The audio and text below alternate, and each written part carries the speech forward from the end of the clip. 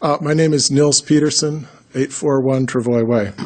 I actually sent you an email earlier in the week to give you a heads up of what I was going to come here for, but since you have such a crowd, let me take a couple minutes and outline my question. So Moscow has a planning and zoning, has a comprehensive plan, which is its broad planning guidance document. And that document gets updated about once a decade, more or less. And that update process is underway now. And staff indicates that the review is of a minor nature, making a variety of updates, updating data and things like that. My question to you is, will you direct P&Z to expand its review of the comprehensive plan to guide Moscow towards zero carbon emissions? This is an interesting time to be here because of the events that have happened in the last few days.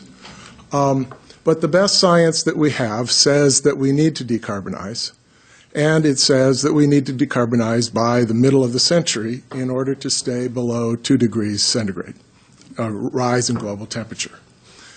So things are going to happen. It may not be a straight path, it may not be a smooth path, it may have all kinds of bumps and twists and turns, but if we're going to achieve those two goals, the goal of 2 degrees, we're going to have to go to zero carbon.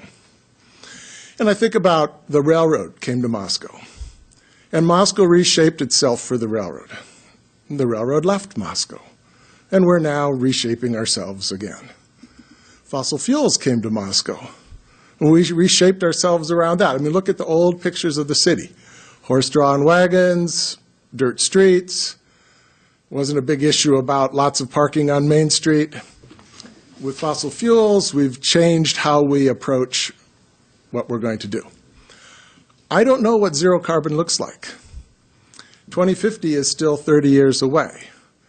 But if we don't steer the ship, it's a slow changing thing. If you think about the railroads and the whole process, they've been gone a long time.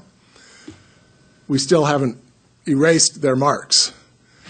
Steering the ship towards zero carbon in 2050 will take turning the rudder now. And so that's my request to you.